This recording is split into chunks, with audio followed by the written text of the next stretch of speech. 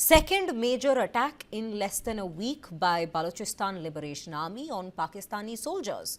Now on Sunday, five Pakistan Frontier Corps soldiers were killed and at least 12 injured when an explosion occurred near their convoy in Noshki in Balochistan, according to the Pak Army. Now, ambulances and choppers were seen rushing to the spot. The injured were shifted to a local hospital for treatment. Initial investigations have suggested the incident was a suicide attack. The Balochistan Liberation Army has claimed responsibility for this very attack. Now, contrary to Pak Army's claim, the BLA has said that 90 Pakistani military personnel have been killed in this very attack. According to Noshki station house officer, evidence from the site of the attack suggested that a suicide attacker rammed an explosive-laden vehicle into the FC convoy. This incident comes days after Baloch freedom fighters hijacked a train with nearly 440 passengers.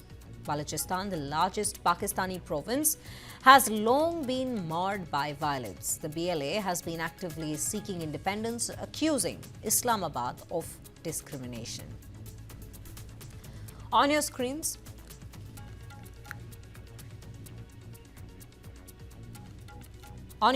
we bring to you an entire summary of all that has gone down in this very Noshki suicide attack. We'll also bring to you a timeline of the attacks that have taken place and that have been launched by the BLA in the recent past itself. But before that, let me quickly welcome our guest for this very bulletin, Zulkarnain Tahir, political correspondent of Dawn Lahore. Mr. Tahir, thank you so much for speaking to us at News 9. And when we speak of Pakistan at this given point, I think it's safe to say that there is a lot going on. There are several developments within the last 24 hours that we have seen. But if we speak of the BLA in specific, we've seen this is the second major attack that we see taking place within a span of a week, or if we were to call it 2 weeks at this point. How are you looking at this development first? Right, thank you very much. Yes, it appeared to be that BLA and the rest of other terror group had converged together on one platform and targeting the security agencies. It's been now here in Balochistan and you see in Khyber Pakhtunkhwa province. Both are the troubled provinces of Pakistan at the moment. And there seems no let-up from the side of the terror groups now. And in days to come, it seems that this wave will continue and we'll see a further surge in it. And on the other hand, today the government announced, rather one of his main minister, Rana Tanveer Hussain, he said that there's going to be a full-fledged operation going to be launched in Balochistan in days to come. So already DGISPR Ahmed Sharif Chaudhry has told the mind of the security agencies like that Pakistan has decided to target, to hunt down terrorists inside and outside Pakistan. Outside Pakistan, he was referring towards Afghanistan, where the security agencies claim that several thousand terrorists hiding in Balochistan. They come out from there and target in Pakistan. Absolutely. You know, Mr. Tahir, when we speak of these attacks, let's also take into consideration the hijack that's just taken place a few days ago. Would you say, given the current circumstances, yes, the Balochistan Chief Minister has come out to say that we will take full action against those who have been spreading terror here. But at this given point, would you say, given the circumstances, given the events that have been taking place in Pakistan over the last couple of months now, we're not even talking about weeks, would you say the Prime Minister of the country, Shehbaz Sharif, is in a place to negotiate at all, or for that matter, has the upper hand in this situation to take the things into control? Well, there are voices from the politician or political ranks that government also need to engage them. I mean, people in Balochistan, engage them in talks, and find out a political solution. And even in the ranks of the ruling party, PML Noon, like one of the main leaders, Khwaja Saad Rafiq, he was former minister. He said even it should not be treated like as crime if somebody is calling for a political solution or calling for dialogue resumption or dialogue taking place with those in Afghanistan, in Balochistan. Uh, but the mood of the as you asked that whether something at the hands of the Shabazz Sharif government, of course, Shabazz Sharif government isn't that this is the face as a whole, but the actual decision has to take the establishment whether they got to talk to those involved in terrorism in Balochistan, or the ultimate solution is that is of a military solution, a military operation.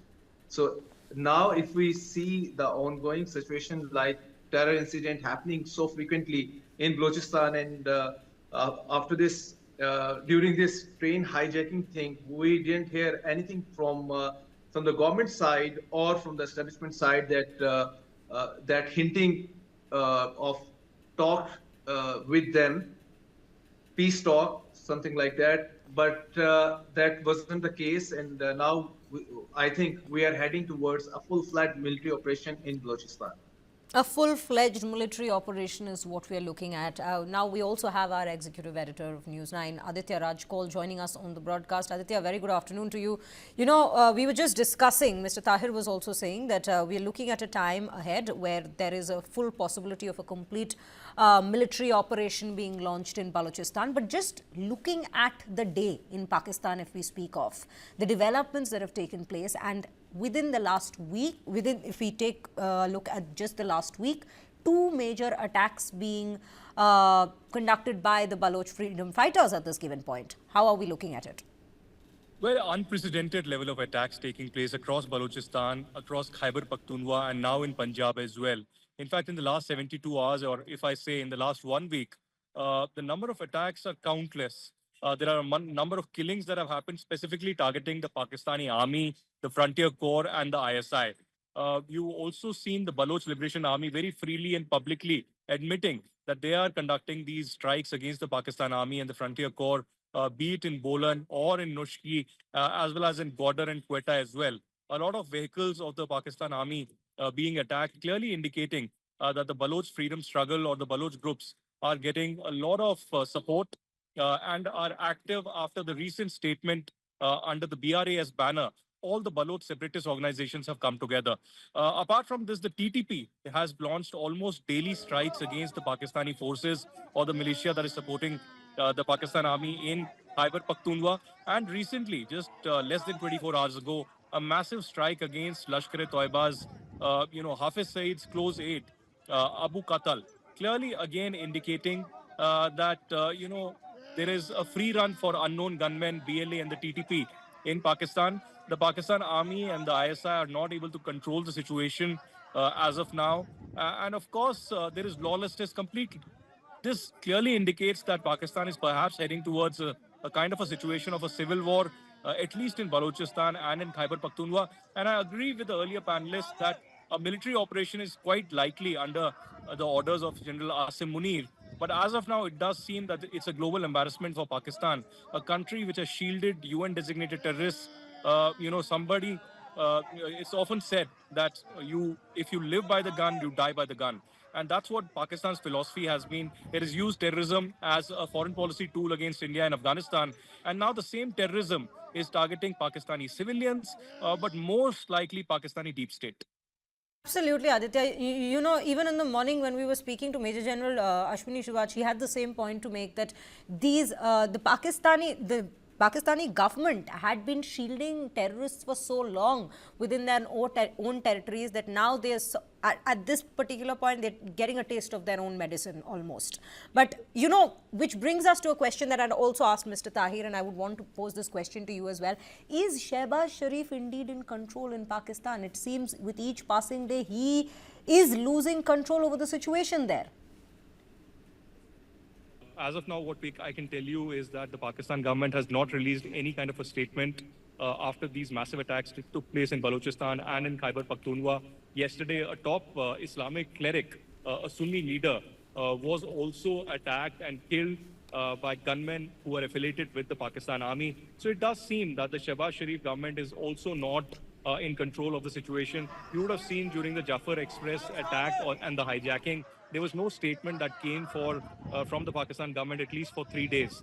It was a muted response, and Pakistan government and authorities were completely mute spectators to lawlessness and killings and hijacking that was taking place in Pakistan. I have been following the Baloch rebels for a very long time, and I can confirm that in the last few years, this has been the most that they have been active, and the days and weeks ahead also do not seem to be a good news for the Pakistan Army and the Pakistan government, because the resentment, the anger, and the anguish of the Baloch people against the Pakistan Army and the Frontier Corps is at its peak, because a lot of civilians have been kidnapped, enforced disappearances have been happening in Balochistan, clearly indicating that there's a lot of anger, that educated youth, both men and women, are becoming suicide bombers in Balochistan. The recent few suicide bombings that have happened in Balochistan or in Karachi are from very educated PhD women against both the Pakistan Army and the Chinese infrastructure there as well. So the top demands of the Baloch rebels,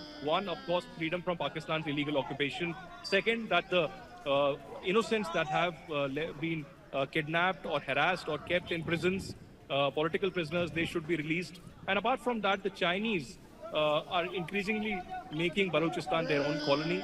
A lot of minerals, a lot of rare minerals and natural resources are being taken away by the Chinese, and that needs to be returned. These are the top demands of the Baloch as of now, and they continue their violent uprising.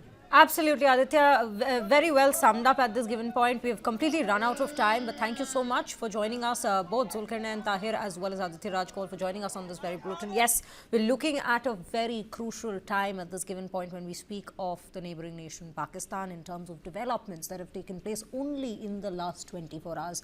With that, as we speak of developments that have taken place in the last 24 hours, one that we just looked at, that is the BLA striking again. The second one being top Lashkar-e-Taiba terrorist Abu Qatal Sindhi, nephew of Hafiz Saeed, the mastermind of 2008 Mumbai attacks, being gunned down by unidentified assailants in Pakistan. Now known for his significant role in orchestrating several terror operations aimed at destabilizing India, Qatal's death marks a major victory in fight against global terrorism. Now, Qatal Sindhi, a self-styled commander of the Lashkar-e-Taiba's Quetta launch pad in district Kotli, Pakistan-occupied Jammu and Kashmir, that is, played a pivotal role in coordinating the group's activities. Under his leadership, the camp became a hub for Lashkar-e-Taiba's operations, particularly targeting the Rajouri-Poonch sectors in India. He was directly involved in orchestrating terrorist infiltrations into Jammu and Kashmir and facilitating armed drops via drones. Qatal, also known as Qatal Sindhi,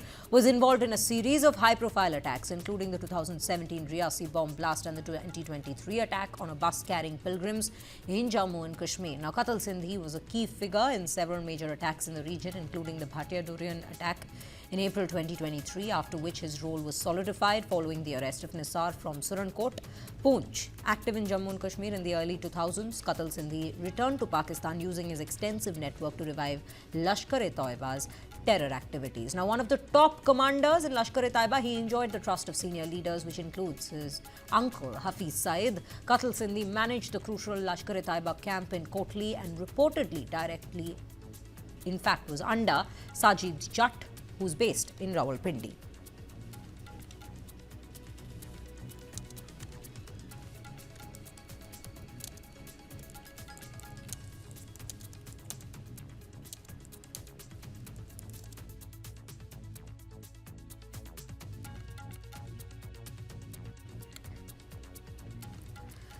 Moving on and shifting our focus to the international arena and the developments coming in from there. A devastating fire at a nightclub in Kocani, North Macedonia, has claimed at least 51 lives and left more than 100 injured. Blaze was triggered by pyrotechnic devices used during the performance. Sparks from the flares ignited the ceiling, causing the fire to spread rapidly through the building. Eyewitness footage captures the moment when a band was performing on stage, surrounded by flares emitting white sparks. Now, within seconds, the ceiling caught fire, forcing the performers to step back. Public Prosecutor's Office has launched an investigation stating that the exact number of casualties and injuries is still being determined. Now, reports indicate that minors are also among the injured. Authorities are now investigating whether safety violations or negligence has contributed to the scale of the disaster.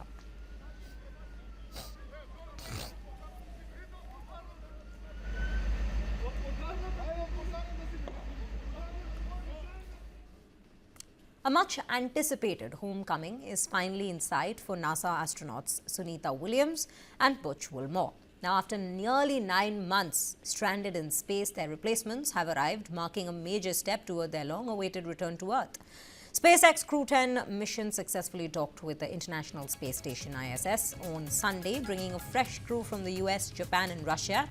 Their mission is to take over the operations and allow Williams and Wilmore, the first astronauts to fly Boeing's troubled Starliner capsule, to finally make the journey home.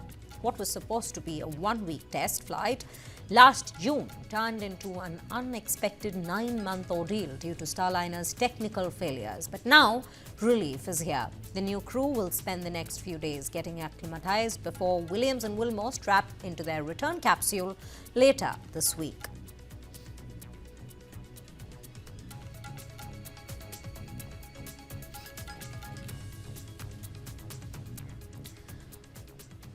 Now, the human body was never designed for space, but astronauts push the limits, facing extreme conditions that leave lasting effects.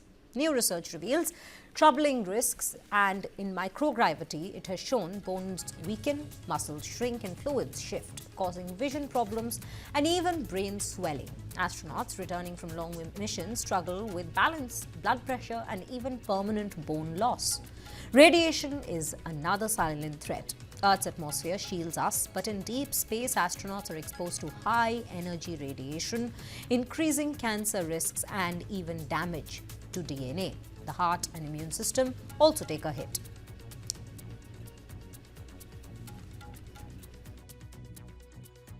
In those areas where the bones support those large muscle groups, like in the hips and the low back and the legs, what we measure is reabsorption of the calcium in the bone in those areas.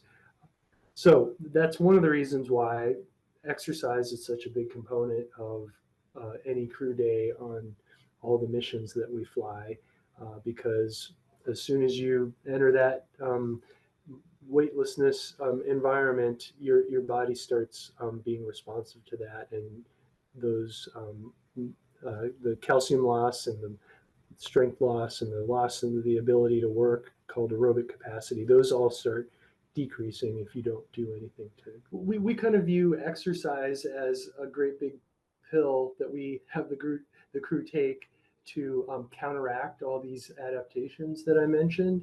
And so that's also a very big, that'd be, to me, one of the big 3 preventative things that we have in place. The crew get to, or they can exercise obviously 7 days a week, and they have on their calendar at least 6 days a week of exercise that in total lasts about 2.5 hours a day. So it's a great opportunity for them to maintain their fitness, benefit from some of the sort of disconnecting from the work part of the mission and things like that. Then there's the psychological toll. Months of isolation, confined spaces, and disrupted sleep cycles can impact mental health, leading to stress, mood swings, and cognitive decline.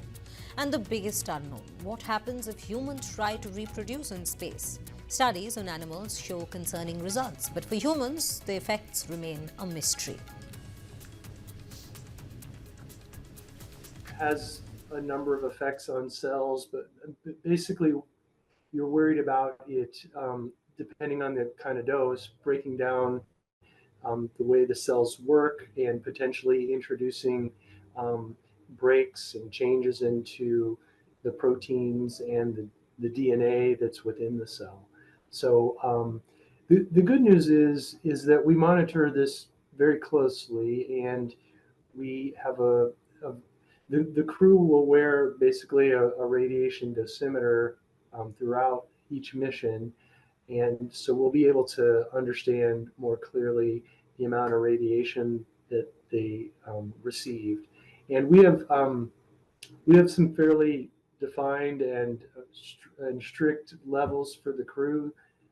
We don't ever want them to get substantial amounts of radiation such that it substantially increases risks of concerning things like development of cancers and stuff like that. And we also do some other things. We have them periodically do a battery of cognitive tests to see if we can measure any kind of change in their reaction time and performance and things like that while they're out on mission. I would say, I've worked with the agency for around 24 years now. And, when we send people out on these missions that can last over a year sometimes, the things that happen in everyday life continue to happen in everyday life.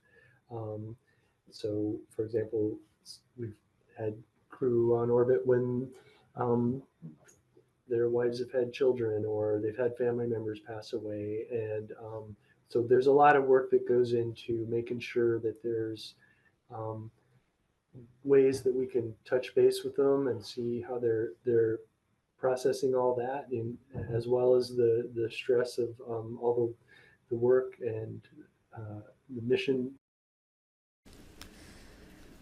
Now, with missions to the moon and Mars on the horizon, scientists are racing to find solutions. Can we keep astronauts safe on years-long journeys? And if we dream of colonizing space, will the human body ever truly adapt?